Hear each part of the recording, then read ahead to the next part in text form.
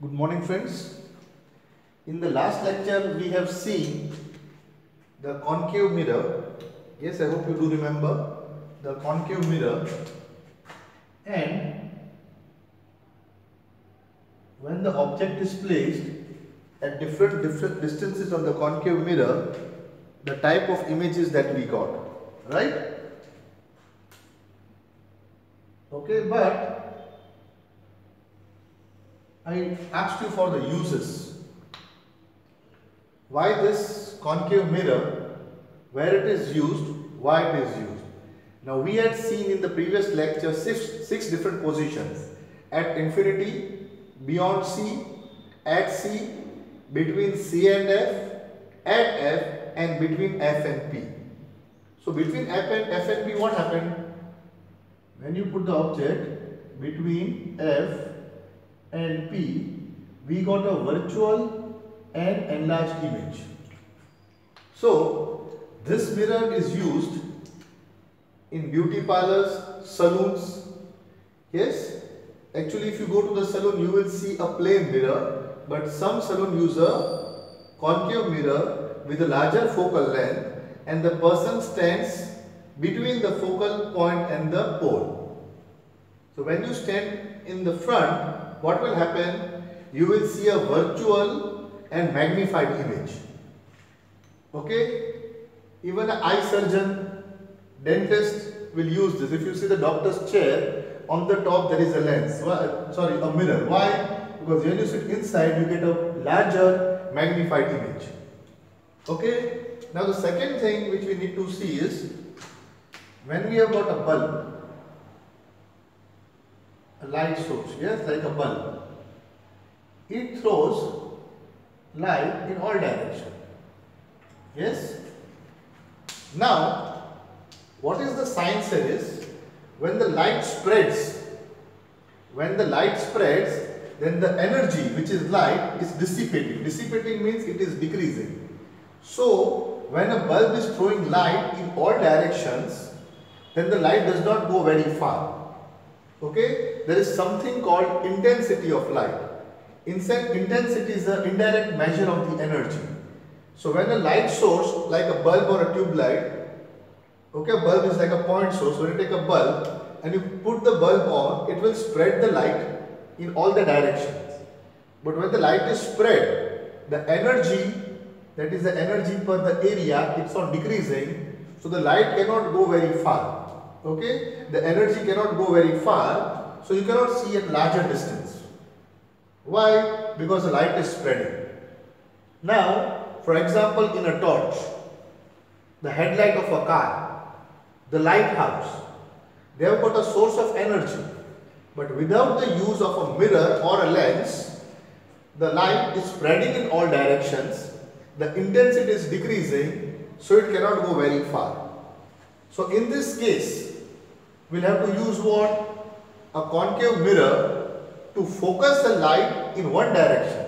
So if you use a mirror with a bulb and focus the light in one direction, the rays of light come together and the intensity remains strong, so it can go to a larger distance. So if you see the headlight of a car, so in the front of the car there is a headlight, okay? The headlight has got a concave mirror. The headlight has a concave mirror. Now the concave mirror always has a focus, so the bulb is put exactly at the focus. The bulb, the light source, is exactly at the focus of the concave mirror. Now, if the bulb is at the focus, what is going to happen? This light was going in all directions, that will continue, but light which is falling on the mirror from the focus, if it falls on the mirror, what do you notice? What is the rule? It becomes parallel to the principal axis. So light falling from the bulb now, after hitting the mirror, becomes parallel. And when it becomes parallel, it does not spread out, and because it does not spread out, the intensity, the energy remains strong, so light can travel a larger distance. So the headlight of a car has got a concave mirror where the bulb is placed exactly at the focus. So light is spreading out in this direction, but the light which falls on the mirror now becomes parallel to the principal axis. So all the rays are parallel, yes, and where will the image form at infinity? So actually this light should travel at infinity, but the intensity keeps on decreasing. But even then, with a strong bulb and a good concave mirror, the headlight of a car can throw light in one direction. So when you are traveling in a car, you have to see the road and not the sides of the road. So this concave mirror which is inside the, and to cover on top of that, there is a glass. This is a transparent glass on the top to cover it, but the bulb lies inside and the concave mirror is on the back side. So after the light reflects, it's thrown in one direction, and so you can see very far in the headlight of a car. So this is the use of a concave mirror. The same application for the torch. If you have got a torch and you open the top of the torch, you will see a bulb, and behind the bulb you will see a concave mirror. Again the bulb throws light on the mirror, which then becomes parallel to the principal axis, and because it is together, the energy intensity is high, so light is thrown at a far distance. Stronger bulbs, high intensity bulbs and good mirrors throw light very further away. So you have torches and headlight of the car in which the bulb or the light source is spread at the focus. So this is one application of concave mirror, that is what headlight of a car or a torch, even a lighthouse. If you see a lighthouse, what is the lighthouse got? It has got a bulb, okay, a bulb, and there is a concave mirror. The bulb is at the focus, the big concave mirror, but the concave mirror is turning round and round, okay, or the mirror is put and the mirror goes round and round. So what happens? The light is thrown parallel to the sea, but because it is turning, the lighthouse throws light in all directions. But in the lighthouse, if you go and see the same phenomenon, so here you want the light rays to go to an infinite distance in the same direction. So what will you use? You will use a concave mirror with the bulb exactly at the focus. So this is one use. In the second use, I told you beauty parlor and saloon. You want to see your image in the mirror, but a magnified image. So doctors, beauty parlor, saloon use a concave mirror, but the focal length is quite high and the object is between the focal length and the pole, you get a virtual image. So this is the use of the concave mirror. Now the lighthouse, the torch, the headlight of a car is possible only because of a concave mirror. So these were the uses of a concave mirror. Now we will move to the convex mirror. In the concave mirror, there were 6 positions possible, right? In the concave mirror, there were 6 positions possible. Which ones? Because in a concave mirror, the reflecting side is on the inside. We have got the focus, the center of curvature. So we had at infinity, beyond C, at C, between C and F, at F, between F and P. Here the center of curvature and focus is on the other side because this is the mirror and the outside surface is the reflecting surface. So here only 2 things are possible, 2 possibilities. One, the object it is infinity, and second, the object is at a finite distance. So let us see what happens when the object is at infinity. What we consider at infinity, the rays are parallel to the principal axis. So what happens when the rays are parallel to the principal axis? After reflection, it appears to pass through the focus.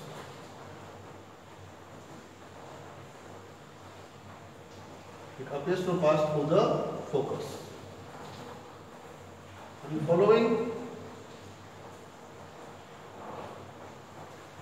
The rays of light from infinity are parallel. When they fall on the convex mirror, they diverge, they separate, diverge, and appears to pass through the focus. So this image, so when the object is at infinity, the object is at infinity, the image, yes, the object is infinity, the image is at the focus, means appears to pass, it is at the focus of the convex mirror, and because it is behind the mirror, it is virtual and erect but highly diminished, means very small. Okay, so that is at infinity, not much of a use here. So we will now take an object which is at a finite distance. We do not want to go infinite distance. Now we will take something which is at a finite distance, because infinity is not of much use here. So now we will move to a finite distance. Okay, so let me put the object at a finite distance. Okay, at a finite distance, what will happen? A ray parallel to the principal axis will diverge out, appears to pass through the focus, and a ray passing through the appearing to pass through the center of curvature will trace the same path backward. So here the image will be formed. The image. Notice what image is formed here. The object is at a finite distance in front of the mirror. The image, where is it formed? Between F and P. Between the focus and the pole, the image is formed. It is behind the mirror, so it is virtual. And you can see the head is up, so it is erect also. And it is diminished. Not highly diminished, but diminished. So there are only two cases here. At infinity, when the object is, the image is at focus, virtual and erect, highly diminished. And for a finite distance, the image is between F and P, again virtual and erect, behind the mirror and diminished. Now what is the use of the convex mirror? Where have you seen a convex mirror? You must have seen a convex mirror in the rear view mirror of a vehicle. What is the rear view mirror? It helps you to see things at the back. Now we'll see why we use a rear view mirror, which is a convex mirror. You can even use a plane mirror, because a plane mirror also gives you a virtual image. If you want to see what is behind you, you can always use a plane mirror. But in a plane mirror, what happens is the image remains the same side of an object. Means, suppose you are traveling on your bike and there is a truck behind you. Okay, the truck is big in size. So if the reflection of the truck falls in your mirror, it will cover your whole mirror. You will not see what is behind the truck. So what a convex mirror does, it makes the truck much more smaller in view. So a big view is made smaller, means you can cover a larger distance. So if the truck is coming behind you, the image seen in the mirror is small. So because the truck becomes small, you can see the other vehicles on the road also. But what is the perception of the human eye? What perception we have? Things which are small must be far away, and things which are big must be near. As we see things away, what do you observe? Things which are near appear big, and things which are far appear small. That is why on every rear view mirror a warning is given. Things in the mirror are closer than they appear. Things in the mirror are closer, means the truck looks small to you and you may think it is far away, but actually it is near to you. So on every rear view mirror of the vehicle, what is written? Things in the mirror are closer than they appear. They may appear very far, but actually they are closer than they appear. So we have got only one use of, we can talk of right now, is using a convex mirror in the rear view mirror of vehicles. It covers a larger area and you can see things very clearly. Okay, so this is the only two positions of a convex mirror and the use of the convex mirror. So we have seen both the mirrors, the concave mirror and the convex mirror, the images which are formed when the objects are kept. Okay, so now what do we have here? We have, suppose we want to do something. Now we want to make the use of the mirrors. Okay, so to make use of the mirrors, you will have to decide what are you using the mirror for. Now every mirror is used to get reflections, right? We have to get reflections in the mirror. So we have to choose what type of mirror will we take? What will be the focal length of our mirror? So I'm taking a convex mirror here. We are taking a convex mirror. So we have to first see what will be the focal length of my convex mirror. Means which type of mirror I intend to use and what I want to use it for. This is a concave mirror. So when in the factories we make the mirror, we decide what will be the focal length of the mirror. Every mirror is now measured with its focal length. Okay, we'll also see how to find the focal length of a concave mirror, but just now have to understand that when the factories make the mirror, they make the mirror with a certain focal length. Okay, why we do this? Because we will place the object at some distance from the mirror and we want to calculate where we will get the image. So now the mathematics is appearing. What will you see here? You are making a mirror with a fixed focal length. Okay, with a fixed focal length. Now when you will change the distance of the object, the distance of the image will change. So depending upon what we want to do, we will have to calculate. That if I have, suppose I have a concave mirror of focal length 20 centimeter. Now if the object is at 60 centimeter, where will the image be formed? For that mathematics, we will need a formula. So we have to derive that formula.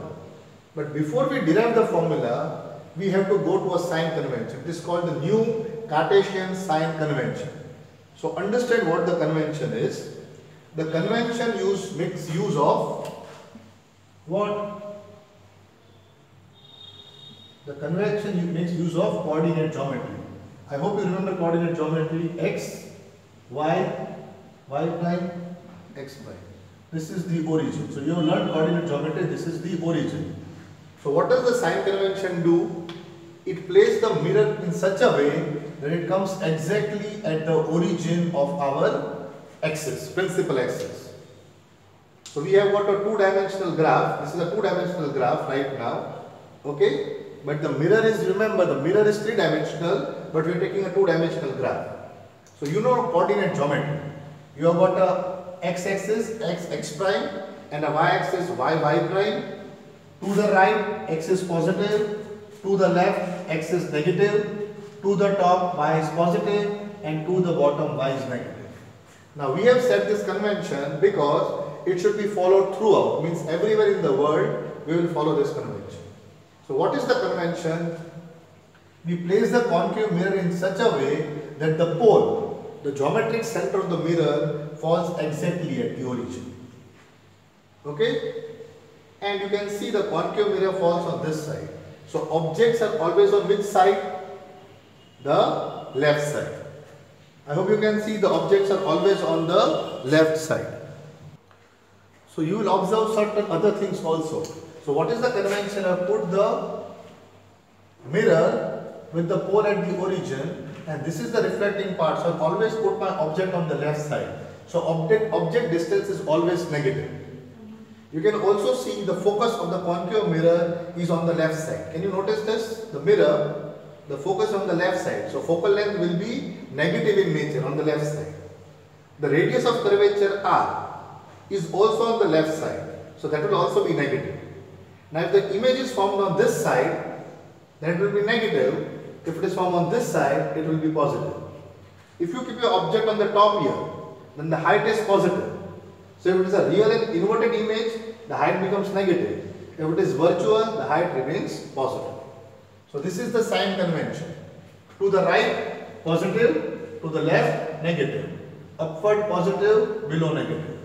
Making use of the sign convention, we will now derive the mirror formula. So for the mirror formula, let me take an object. Call it A, B. So I got the object AB. Now what is the condition here? One more sign convention is all the distance are taken from the pole. So do not take the distance from here. You have to take the distance from this line. Parallel to the pole we have to take. So let us begin now. You can say I have placed my object on which side? Left side. So the object distance I will call minus u. So the distance from here till the pole, which is the line, is u. This is the object distance, but we have to call it minus u. Why minus u? It is on the left side. Okay? Now, first let us form the image. So, I will first remove this and first find the image. So, line parallel to the principal axis, after reflection will pass through the focus. Rule number 1, passing through the focus will become parallel to the principal axis. So, this is the image formed. The A prime and B prime is the image formed. Okay, this is slightly wrong because the object image should be smaller than the object. You can see. Okay, but you have, I think you have understood now. So this is one of the 6. We got an object AB, a ray parallel to the principal axis. After reflection passes through the focus. Ray passing through the focus. After reflection becomes parallel. So AB is my object, A prime B prime is my image. Let me write down. AB is the object.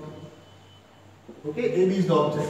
Now since the object is on the top, y is positive, let me say h, the height of the object is positive. The height is positive. Okay, so AB is the object. A prime B prime is the image. I will call it h prime. Okay, AB is the object of height h.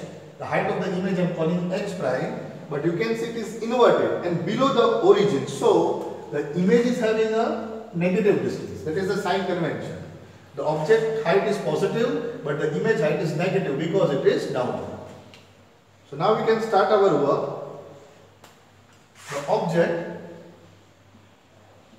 is minus u from the pole. The image I will call minus v from the pole.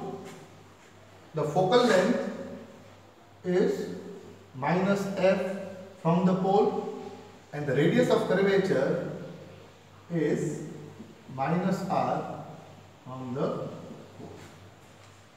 So what have we got here? Object distance minus u,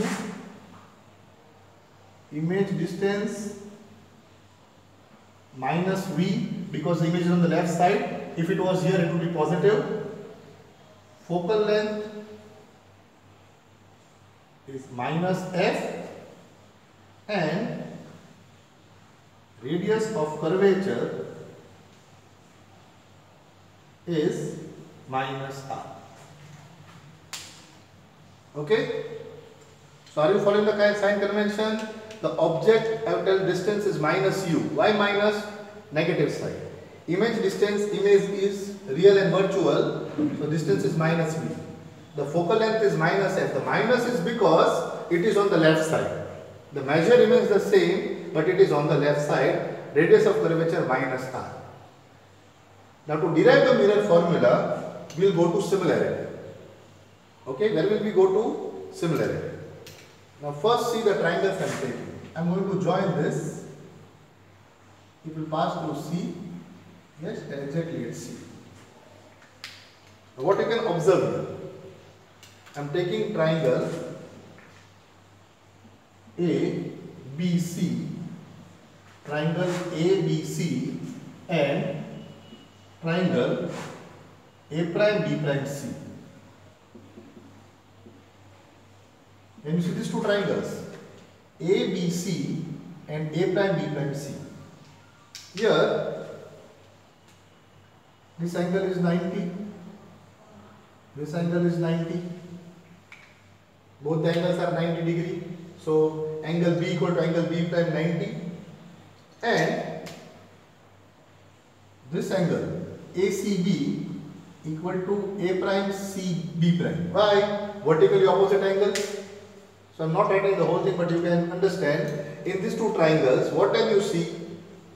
You can see that AB Yes, ABC, angle B is 90, angle B prime is 90, so they both are equal. Angle AC equal to angle A prime C B prime, vertically opposite. So by AA axiom, these two triangles are similar. So triangle ABC is similar to triangle A prime B prime C. So what you will get, AB upon A prime B prime, AB upon A prime B prime equal to BC upon B prime C. Result 1. Can you see? AB upon A prime B prime equal to BC upon B prime C prime. Result 1. Okay. Now, we'll go to a second condition. Suppose the light from here falls on the pole. On the pole. So it will be reflected over here. Okay? So I hope you can see clearly. I'll draw with a black line. You cannot see. It will become too complicated to us to check out what I have done. I have taken triangle APB. APB. Look here. Triangle APB. So this is the triangle APB. Can you see this? APB. And triangle A prime PB prime. A prime PB prime. So which triangle I have taken? APB, triangle on the top, and A prime PB, triangle at the bottom. Again, angle B in both the case is 90 degrees. So angle B and angle B prime are 90 degrees. And angle APB, this angle on the top here, APB, equal to angle A prime PB prime. Why is this two angles equal? Because law of reflection tells angle of incidence equal to angle of reflection. So again by AA axiom, what you have got? By AA axiom we have got that PB upon PB upon PB prime equal to AB upon A prime B prime. This is our result 2. So what result you had? AB upon A prime B prime is BC upon B prime C. Even AB upon A prime B prime is PB upon BB prime. So using 1 and 2 we have BC upon B prime C equal to PB upon PB prime. So this is where we have reached so far. I hope you are able to follow. Now comes the remaining part. What is BC? What is BC? So the distance BC to find, you will do PB minus PC. So BC is PB minus PC. You will come to know why I am writing this. So how much is BC? Only this BC. You take the whole distance PB and minus PC. So PB minus PC will give you BC. What is B prime C? B prime C is PC, the whole thing PC minus PB prime. So PC minus PB prime equal to, what is PB? PB I keep as it is and PB prime I keep as it is. So I hope you have followed. From 1 and 2 we got this. Now we have reached here. Now we come to the next part. What is PB? PB is nothing but the distance of the object from the pole. PB is the object distance. Object distance is PB. You can see this. PB is where the object is. Object is minus U. So instead of PB I will write minus U. What is PC? PC is nothing but the center of the radius of curvature. You can see the radius of curvature is PC. So PC is minus R. Sorry. Minus U minus PC is minus R. So minus R. Upon. What is PC? PC is again nothing but the radius of curvature. So minus R. And what is PB prime? Minus. What is PB prime? PB prime is the image distance. You can see where the image is formed. So it is minus V. What is PB again? PB is the object distance minus U What is PB prime? The image distance minus V. So this is what we have reached so far. Okay, is it clear to you? Now a little mathematics more and we are almost done. Now cross multiply. So minus V into minus U is minus, or I'll open the bracket first. I get minus U plus R upon minus R plus V equal to minus U upon minus V. Cross multiply, minus into minus plus, so UV plus VR equal to UR minus UV. Okay, so I take UV on this side, so UV plus UV becomes 2UV. 2UV equal to, so this is minus VR. Minus VR.